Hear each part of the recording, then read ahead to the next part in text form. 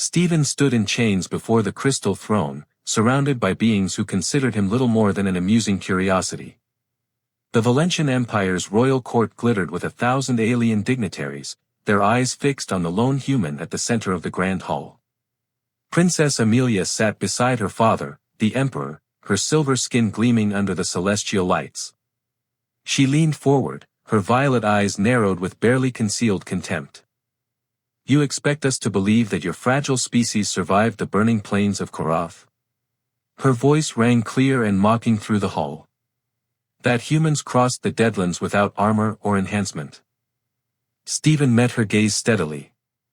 "I don't expect you to believe anything, Princess.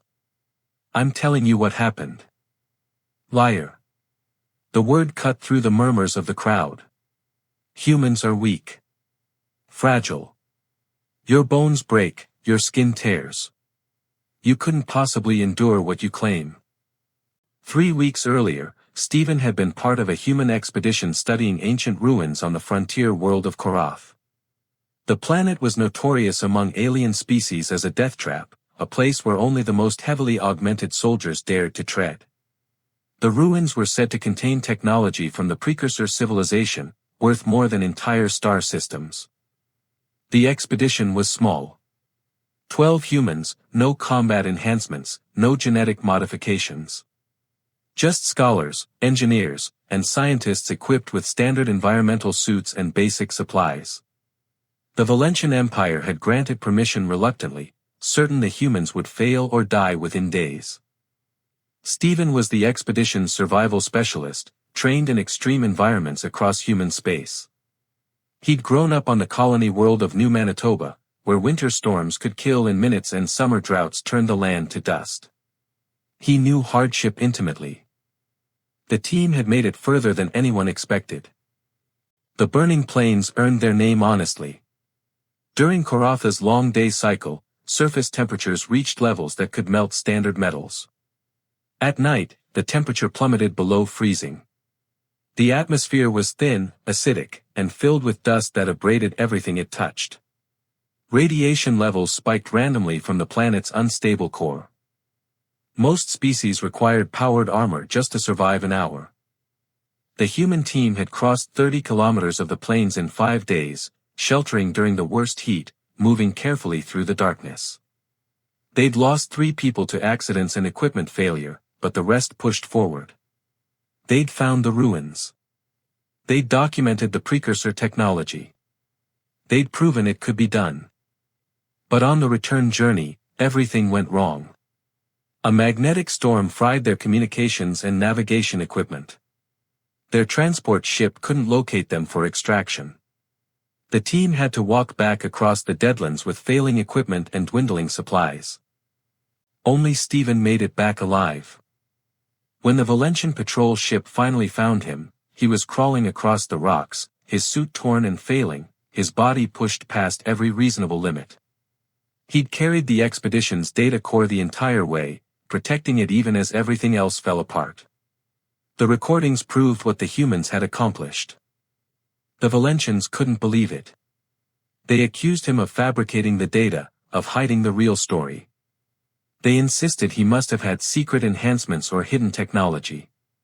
When Stephen denied it, they dragged him before the royal court to answer for what they called fraudulent claims and disrespect to superior species. Now he stood in chains, his truth dismissed as lies, his survival treated as an insult to alien superiority. The Princess Amelia seemed personally offended by his very existence. "The data core shows impossible things," Amelia declared, rising from her seat. She descended the steps toward Stephen, her royal guards tensing. "No unenhanced being survives Korath. Therefore, you either had secret augmentation, or this data is false." "The data is real," Stephen said quietly. "My team died for it." "Then you are enhanced. Admit it." "I'm not. I'm just human." Amelia's expression hardened. "Humans are the weakest species in known space. Your homeworld is a gentle paradise compared to real harsh worlds. You have no natural weapons, no armor, no resistance to toxins. You are prey animals who stumbled into space travel by accident. The court laughed. Stephen felt the weight of their scorn but kept his voice steady. Being weak isn't the same as being unable to endure. Prove it, Amelia snapped. If you refuse to confess your lies, then prove these absurd claims. Undergo the trial of truth. The court gasped. The Emperor leaned forward with sudden interest. The data core shows impossible things, Amelia declared, rising from her seat. She descended the steps toward Stephen, her royal guards tensing. No unenhanced being survives Korath. Therefore, you either had secret augmentation, or this data is false. The data is real, Stephen said quietly. My team died for it. Then you are enhanced. Admit it. I'm not. I'm just human. Amelia's expression hardened. Humans are the weakest species in known space. Your homeworld is a gentle paradise compared to real harsh worlds. You have no natural weapons, no armor, no resistance to toxins. You are prey animals who stumbled into space travel by accident. The court laughed. Stephen felt the weight of their scorn but kept his voice steady. Being weak isn't the same as being unable to endure. Prove it, Amelia snapped. If you refuse to confess your lies, then prove these absurd claims. Undergo the trial of truth. The court gasped. The Emperor leaned forward with sudden interest. The cell was bare stone, cold and damp. They removed his chains but left him with nothing, no blanket, no comfort. A Valentian guard sneered through the bars. The princess hates liars above all things, the guard said. Her younger brother once lied to cover a mistake. It cost lives. She's never forgiven dishonesty since. You picked the wrong royal to deceive. I'm not deceiving anyone, Stephen replied. The guard laughed and walked away.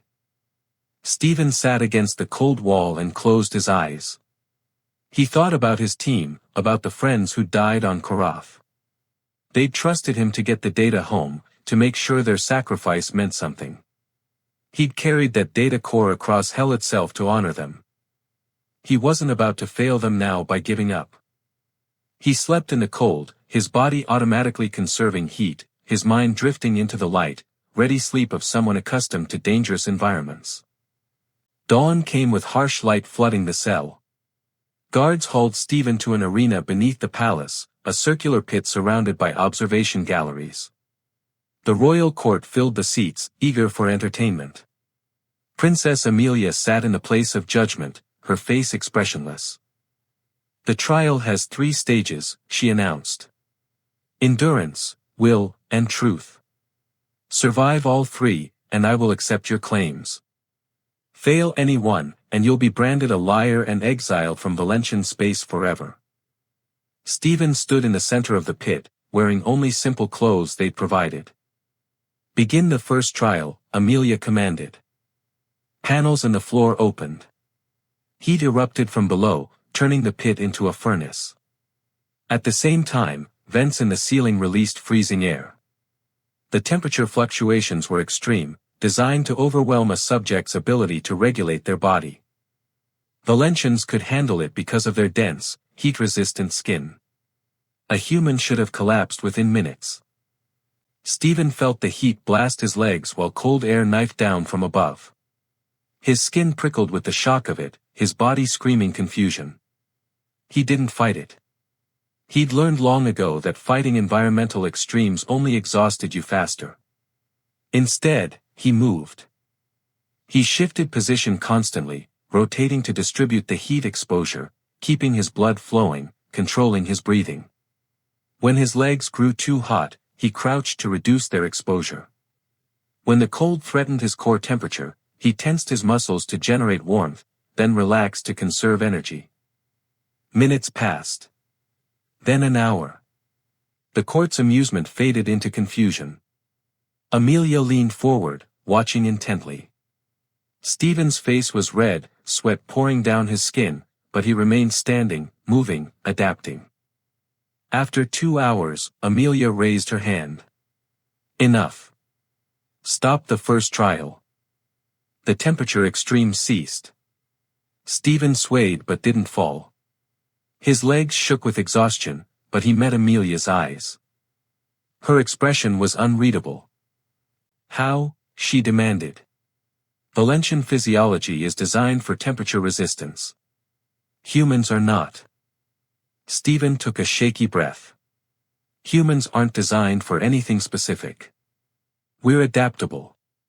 We survive by adjusting, not by resisting. Adaptable, she repeated, as if tasting the word. We'll see how adaptable you are. Begin the second trial. The floor of the pit shifted. Sections dropped away, revealing a maze of narrow beams suspended over a deep shaft. The beams were slick and moved unpredictably, tilting and rotating. A fall meant serious injury, possibly death. Cross to the other side, Amelia instructed. This tests your will. Pain and exhaustion will make you hesitate. Hesitation means falling. Most beings require enhancement to maintain the necessary focus. Stephen approached the first beam. His legs still trembled from the temperature trial, his body depleted. The beam tilted as soon as he stepped on it. He didn't hesitate. He moved forward with careful, deliberate steps. Balance had always been a matter of practice for Stephen. Growing up on New Manitoba meant navigating ice fields and rocky terrain from childhood. The beams were difficult, but not impossible. What made it truly hard was the exhaustion, the way his muscles refused to respond precisely, the way his vision blurred with fatigue. He fell twice, catching himself on lower beams, pulling himself back up with arms that screamed in protest. The court watched in silence now, the spectacle becoming something else, something uncomfortable. They were watching a being suffer beyond what should be possible for his species. Amelia's hands gripped the arms of her chair. She told herself she felt nothing, that this was just about truth and lies. But watching Stephen drag himself forward, bleeding from where he'd scraped against the metal beams, refusing to quit, stirred something she didn't want to name. After 90 minutes, Stephen reached the far side of the pit and collapsed to his knees. Enough, Amelia said, her voice quieter than before. You've passed the trial of will. Stephen looked up at her, his face pale with exhaustion. Blood dripped from cuts on his arms and legs. His hands shook. But his eyes were clear. What's the third trial? He asked. Amelia descended from her seat, entering the pit herself for the first time. She approached Stephen, studying him closely. This near, she could see the tremors running through his body, the way he was holding himself together through pure determination. The third trial is truth, she said softly. I will ask you questions. You will answer. If your heart rate or stress responses indicate deception, you fail. She gestured, and a medical scanner was brought forward, attached to Stephen's chest and temples. Why did you really come to Korath? She asked. To study the precursor ruins, Stephen answered. To learn. The scanner remained steady. Truth. Why didn't you turn back when your team started dying? Stephen's jaw tightened. Because they died going forward. Turning back wouldn't bring them home. Only completing the mission would make their loss mean something. Truth. Why do you carry their data instead of your own survival? Because I was the strongest. I had the best chance of making it. Their discoveries deserved to survive more than I did. His voice cracked slightly. The scanner showed pain, grief, but no deception. Amelia felt something shift in her chest. She'd been so certain he was a liar, so convinced that humans were weak and dishonest. But this human had sacrificed everything for truth, for honoring the dead. Last question, she said, her voice barely above a whisper. What are humans truly capable of? Stephen met her eyes. We're capable of enduring anything if we have a reason to. We break easily, yes. But we don't stop. That's what makes us human. Truth. Amelia stepped back, her mind reeling. Everything she believed about humans was wrong. They weren't weak because they lacked armor or claws. They were strong in a way her people had never needed to be. They were strong because they had to be, because their fragility forced them to develop something more valuable than physical power. They developed an unbreakable will. The trial is complete, she announced to the court. Stephen of Earth has proven his truth. His claims are validated. The court erupted in shocked murmurs. The emperor rose, his expression grave.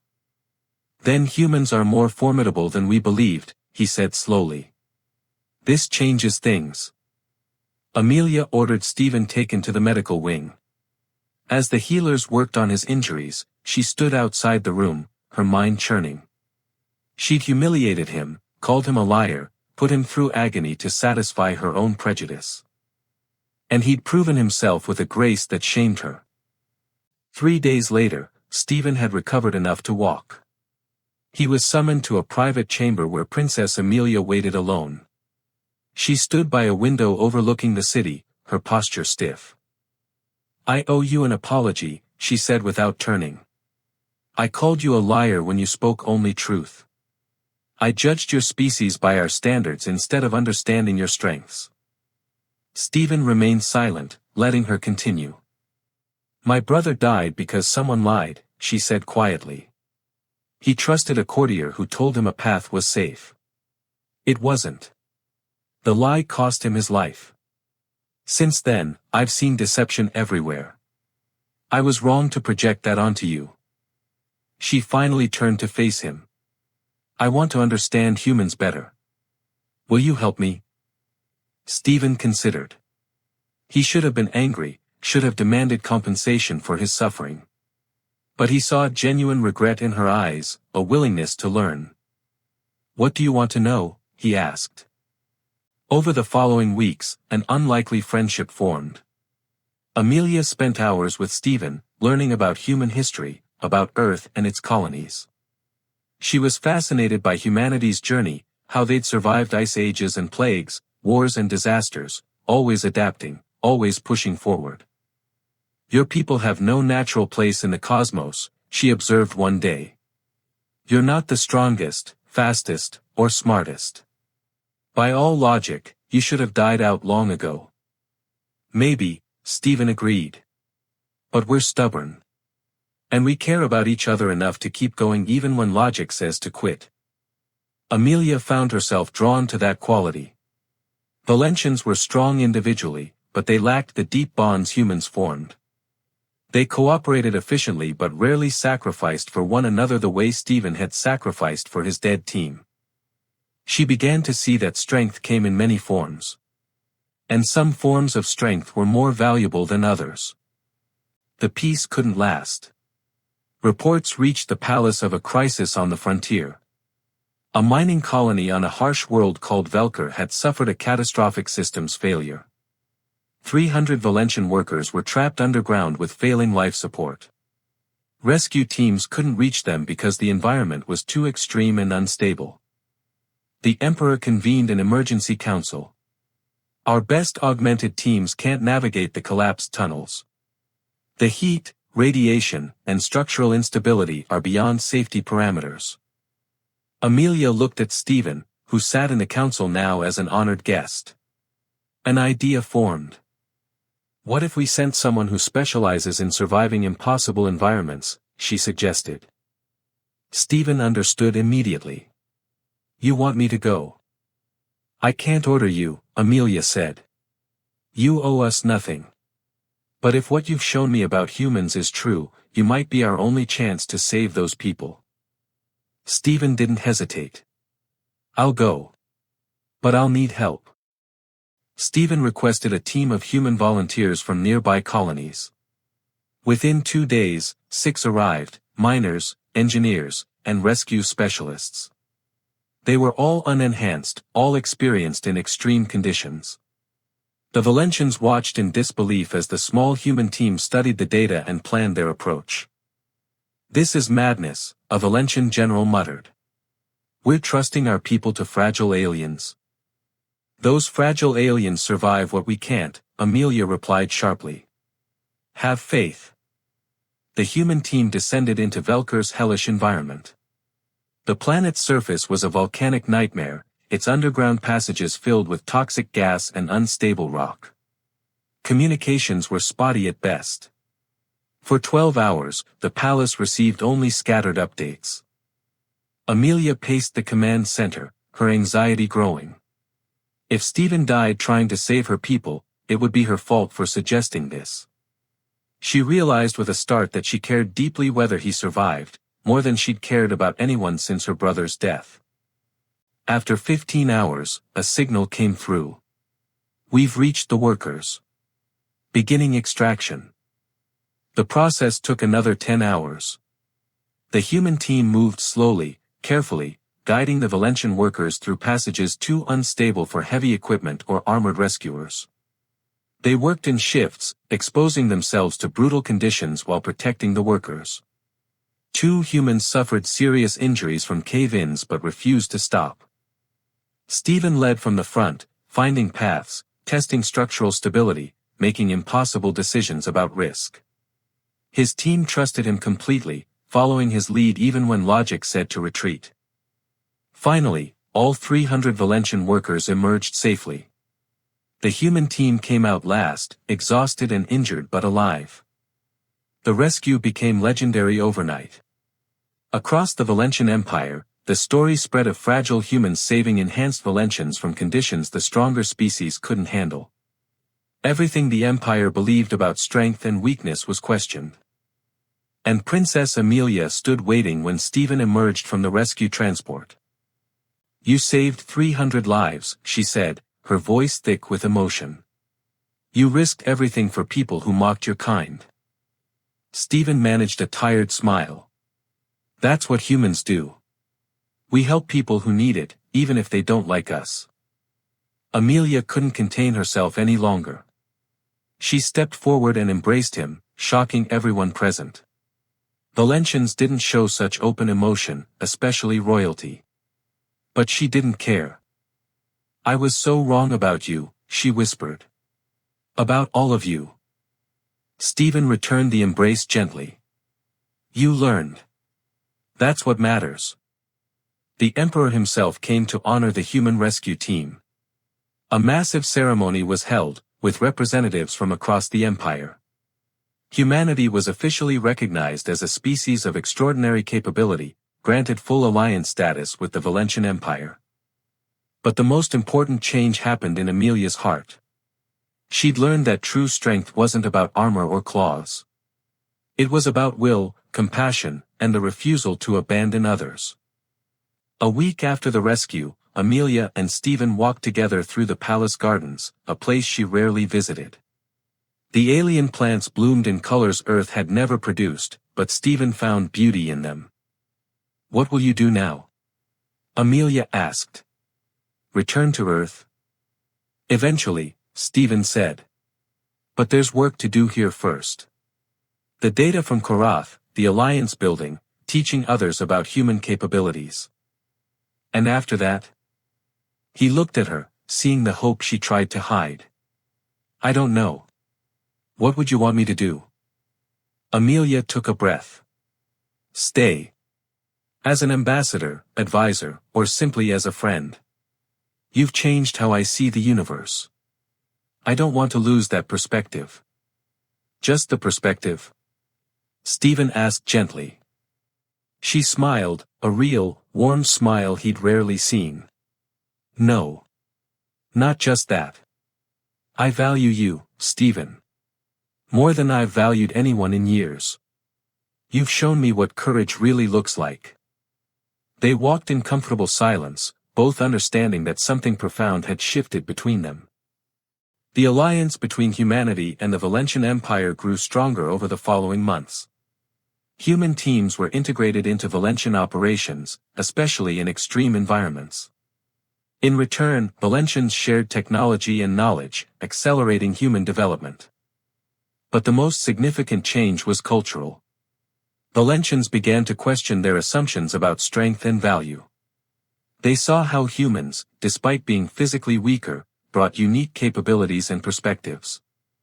The empire became more open to diversity, more willing to learn from others. Stephen became a permanent ambassador, working closely with Princess Amelia on alliance matters. Their professional relationship deepened into genuine friendship and, gradually, into something more. The court noticed, whispered, speculated.